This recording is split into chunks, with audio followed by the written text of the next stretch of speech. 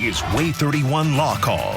Good evening and welcome to WAAY 31 Law Call. I'm Sharon Doviet. Tonight we're taking your calls and questions all about injuries. If you are involved in something that injures you, you need to know what your legal rights are before it's too late. If you think it's too expensive to hire a lawyer, think again. We're going to talk about that. Most personal injury attorneys only get paid if they win or secure a judgment for you, so it's in your best interest to go see somebody and work it out. Call in your questions, the 31 Law Call number 256-536-0077. You can call in and be live on the air. You can also text us to that same number, and we'll have some of your texts tonight. You can also email us any day of the week on any legal subject. You send it to lawcall@waaytv.com, and when we get to a show on point, we will pull out some of your emails. We've got some of your emails tonight talking all about injuries. Will Lee is here from Timberlake, Lee & Brooks, personal injury attorney, so that covers what? You know, everything from, medical malpractice claims, workers' compensation, which is, that's this area where blue-collar folks are out there getting hurt paycheck to paycheck. Yeah. Makes a big difference what your rights are. Those are the sadder cases. It's hard to get a medical bill, but 18-wheeler wrecks, I had a murder case here recently on, wrongful death and the civil side, murder on the criminal side. We don't do the criminal side, we do the civil side. Yeah, so like big settlement the civil on side. Big judgment on that one. We did. We got a $10 million verdict. Wow. But it was a lesser standard than the criminal. In the criminal, it's beyond a reasonable doubt. And in the civil, it's the preponderance of the evidence, more likely than not.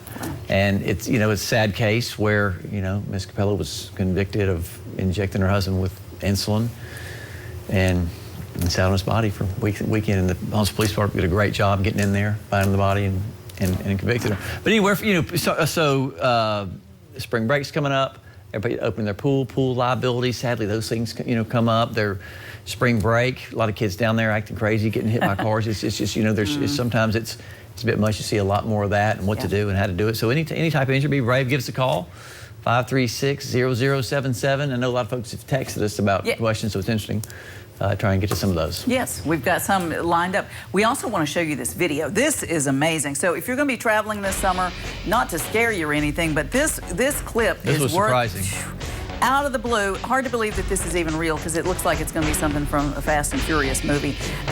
Okay, shocking, because you can't plan for something like this.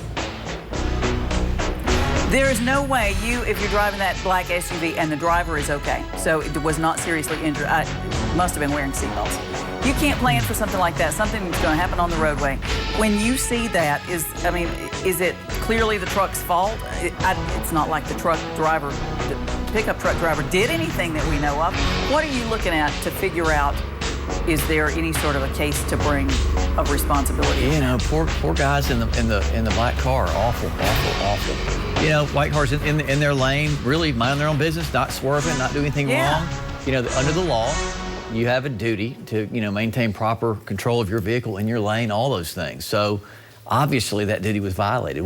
Fault, was the car recently worked on? Is that something that was actually, they just got it out of the shop? Is it a new car? Yeah. Could it be anything from against a shop, if they did it at home and just did so negligently, or if the dealership worked on it, or if it was a new car, it's a products liability claim if there was a design defect or they placed that car in the stream of commerce in a defective condition, or the Alabama Extended Manufacturer's Liability Doctrine, which is a mouthful, but basically they should have known it was dangerous, put it on the market anyway, or let's say there should have been a recall, didn't do it.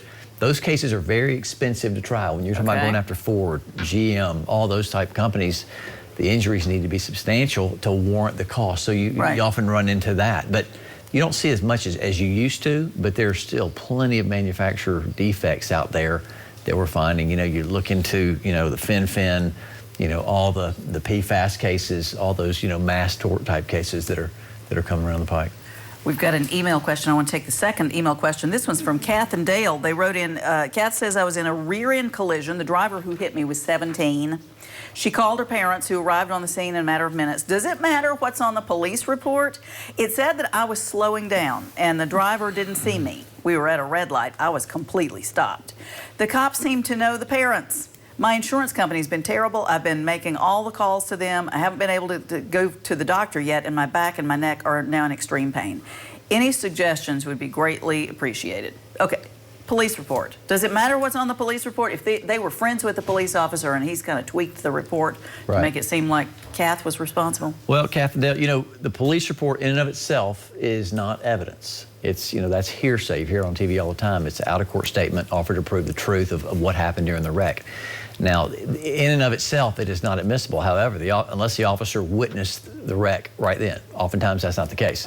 So if the officer comes to the scene, he or she can document everything they see, and then that's evidence as to what the aftermath. Now, are they a reconstructionist? Are they qualified to be a certified reconstructionist? A lot of education to do that. Some are not.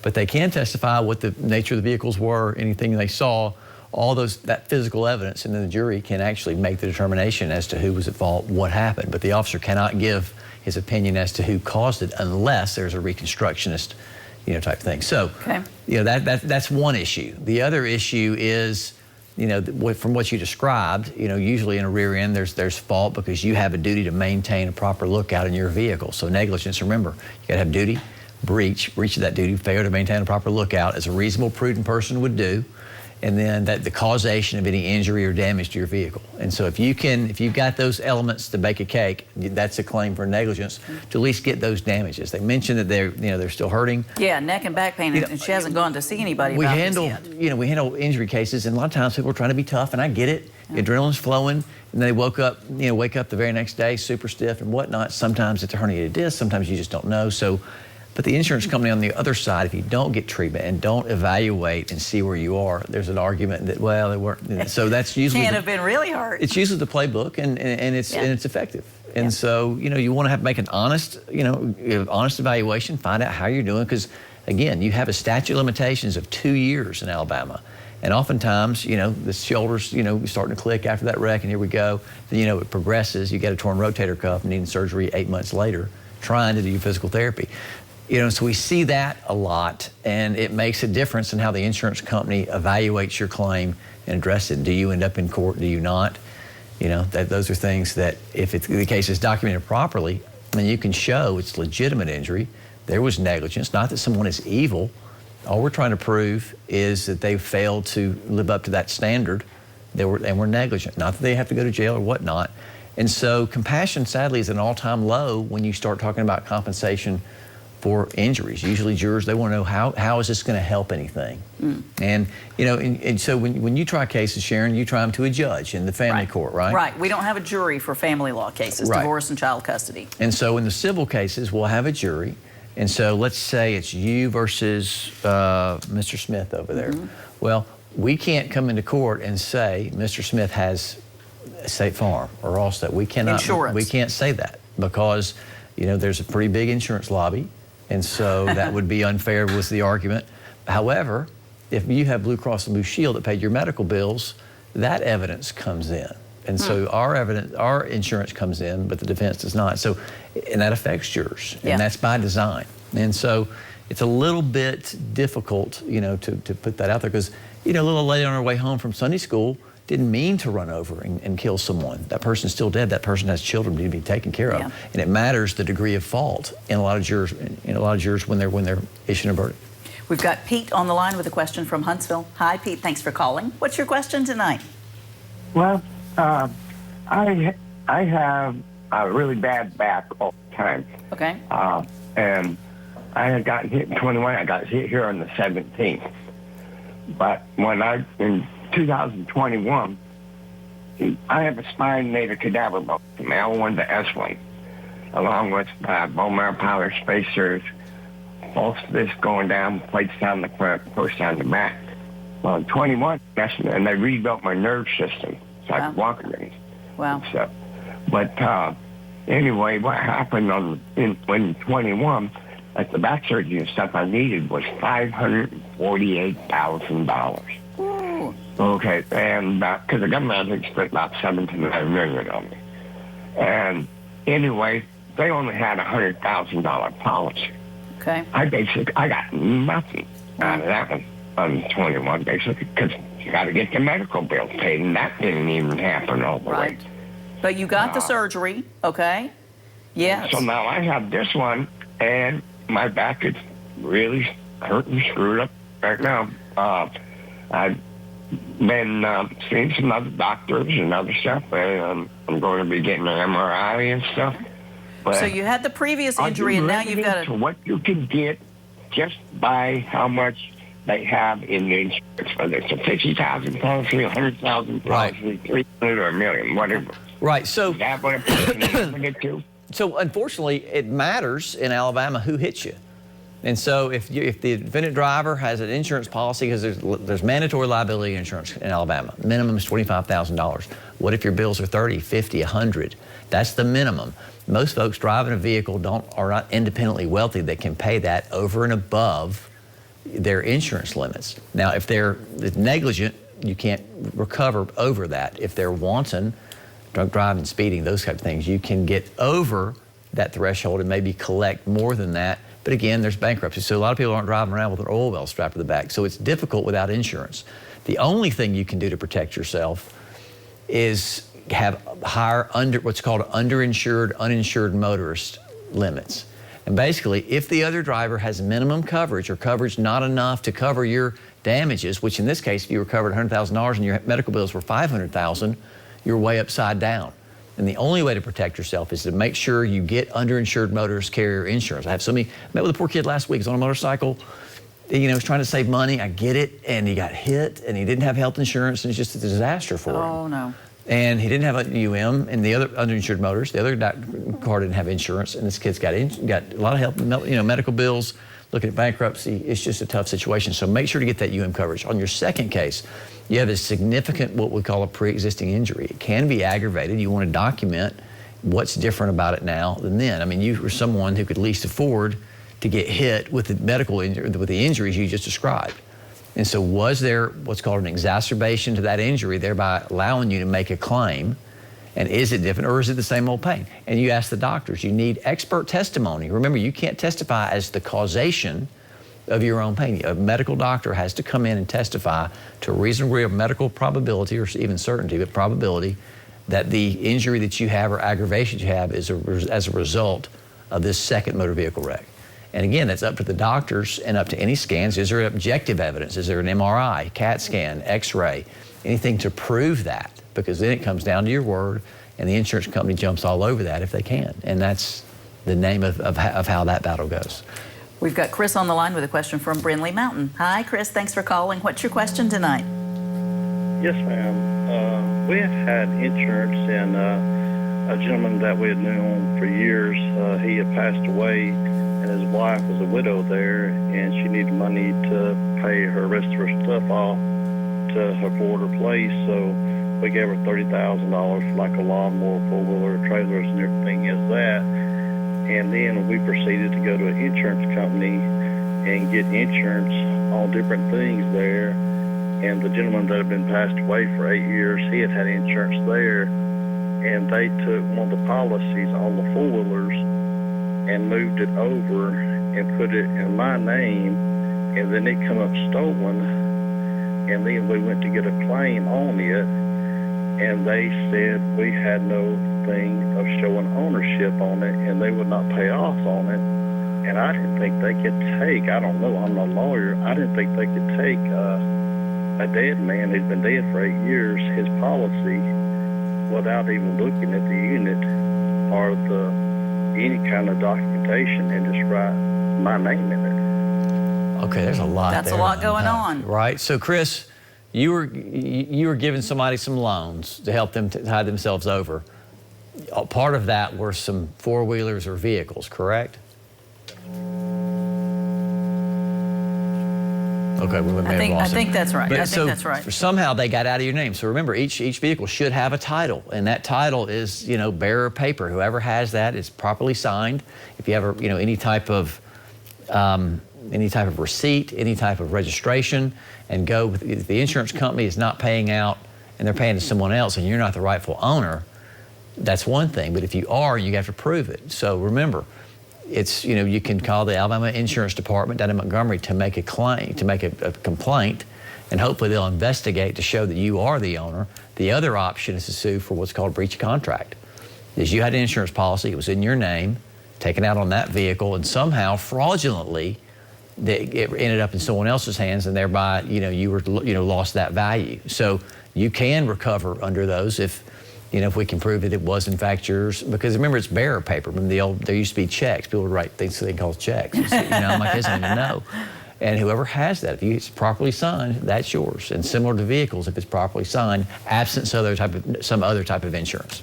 Okay, we're going to take a break. We'll be right back answering your questions all about injuries. If you're on the line, stay on the line.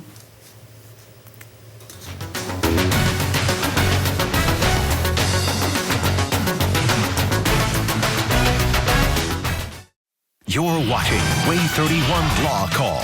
Your rights, your calls, live. Presented by the Tennessee Valley's award-winning personal injury and wrongful death law firm, Timberlake, League & Brooks. Featuring the knowledge and experience of Attorney Michael Timberlake, Attorney Will League, Attorney Heath Brooks, Attorney William Maservi. And hosted by broadcaster and family law attorney Sharon Doviet. This is WAAY 31 Law Call.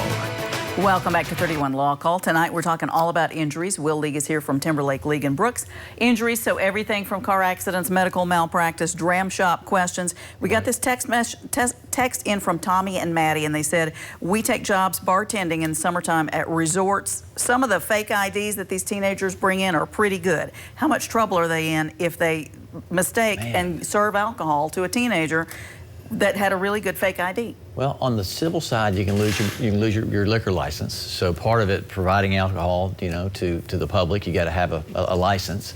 And if you're found to violate that, if you're negligent, or even it could be strict liability, then you could lose that license, lose your livelihood. Now, for the personal liability of the bartender, or if it's reasonable, remember, in any crime you have to have mens rea, which is intent. So was it negligence, or was there some sort of criminal intent to violate the law, will determine whether or not there's criminal liability there. And so, you want to be careful at the same time, as a restaurant owner, a dram shop case you mentioned, that if you overserve someone, let's say you serve a minor, but that's contrary to the provisions of law, that minor leaves, the bar is liable. That minor leaves, hits someone, kills them, the bar is now liable under dram shop law if you've served alcohol contrary to the provisions of law. And so it's usually they're not personally liable, it'd be the establishment. Okay. But you probably get a pass, but it's going to be tough. If it's a repeat offender, the DA could charge it. It's in their discretion, and then the jury would make that determination if you meant to violate the law. We've got Jewel on the line with a question from Huntsville. Hi, Jewel. Thanks for calling in. What's your question tonight? Yes, ma'am. I would like to know, you were saying that the police is not the one that determines who is at fault in a car accident. Who determines who is at fault in a car accident? It's really if everybody can't agree. Sometimes there's arbitration. There's arguments between the insurance companies, and they've agreed to go to what's called arbitration, and they make that decision. If the parties get involved, then it's either a judge or a jury. The officer can go and testify as to what he or she saw at the scene. Where were the vehicles? What were the witness statements? We can get those witnesses to come in and testify. But again, the officer doesn't decide unless he or she's a reconstructionist and can present that evidence. But again, the true decision is with the judge, or if it's a case with the jury determines who is at fault. But they'll give you the law, they'll give you the facts, and the jury's job is to apply the facts to the law the judge gives you. And that, in the end, is how you, if everyone can agree, that's how you find out. That's who makes the call. We've got a question in from Tim and Kit. They wrote in, we've got plumbing issues with the unit above ours that's caused extensive damage to the unit. Is the owner of the unit above legally obligated to help pay for the repairs? Or is it a condo? It's a condo. Okay. It's a condo, so that means they own it, right? If you have that fee simple, if you have that real estate interest, and you were negligent and you caused that, the insurance is going to be fussing about it. Is it covered? Let's say the same faucet broke 6 times and you were supposed to put a valve in and you didn't, and that's something and you were negligent. You could be liable. If your insurance company could be liable, they may have an exclusion for idiocy or something that you did that was negligent. Not idiocy, that's not a legal standard. But let's say you did do something, then you could be liable outside your coverage to pay for the damage. And so it can get weird real quick if you don't have strong coverage. If you own that condo upstairs, you got to maintain it in a reasonably safe manner. Got a text message in from Helen. She says, I've been helping my brother with medications after an injury. Hard to keep track. Am I going to have a medical malpractice case brought against me if I goof up the medicine? You know, I've heard us, claims like that, or people wanting to make claims like that. It doesn't seem like he or she is a medical provider and would be subject to the Alabama Medical Liability Act. Okay. And so there could be negligence, something like that. But in terms of actual malpractice, that wouldn't fit the definition. But again, if you take on a duty, let's say especially for compensation, if you take on that duty and then you give someone accidentally 10 bad pills and kills them, you could be negligent. That could be a problem. Okay. We've got John on the line with a question from Lexington. Hi, John. Thanks for calling. What's your question tonight? Hey, John. Thanks for calling. What's your question tonight? Pardon me? Hi. What's your question tonight, John? My question is about, I had a procedure done recently to check to see if I might have cancer. They're going to take a sample off my pancreas. I've waited about a month, and they finally called me back and said they lost my sample off my in my procedure. Wow. So what can be done? I'm lost. I don't know which way to turn. On the medical side, go get another sample, get that in as quick as you can. On the legal side, is it malpractice? Did they fail to meet the standard of care? I would imagine the standard of care, and again, an expert would have to come in to testify that the standard of care requires them to keep up with your sample, and it's a breach of the standard of care if it was lost, right? So if that's the burden, then it probably overcomes that. The question is, what's the nature and extent of your damage? Is this delay? I hope it didn't cause you any problems, but is this delay in getting that? And then all of a sudden, the aggravation and pain and suffering of going through and having a sample taken out of your pancreas. So that's what a jury would determine is A, did this aggravation cause injury, or did this additional, what did you call it, were you injured? Did this delay cause any further, diagnosis of, God forbid, cancer? And then could it been helped after that? So there's several factors to go through, but number one, take care of the medical, and then sit down and talk to somebody who does medical malpractice. We're going to take a break. Be right back answering more of your questions all about injuries tonight. Stay with us.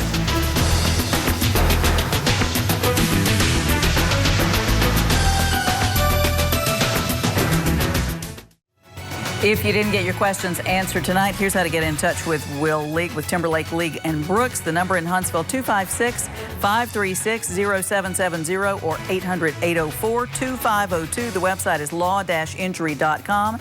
And if you like them on Facebook, you can learn more about the law that way.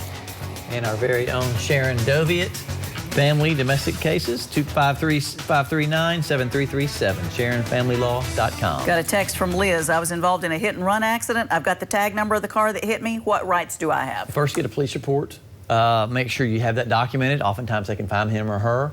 And the only thing you can do to protect yourself is has full coverage, comprehensive, collision, uninsured motorist. If they flee the scene, we had a case long ago, fled the scene, ultimately got arrested. ICE came and picked the defendant up and deported him back to Mexico. And in that case, you have to have underinsured motorist coverage. It's vital if you really need it. So, really look at your policy. Thanks for all your questions. We'll see you next week.